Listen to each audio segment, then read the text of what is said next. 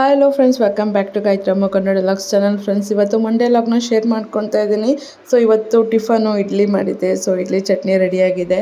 ಹಾಗೆ ನೋಡಿ ದೇವ್ರ ಪೂಜೆ ಕೂಡ ಮಾಡಿದ್ದೀನಿ.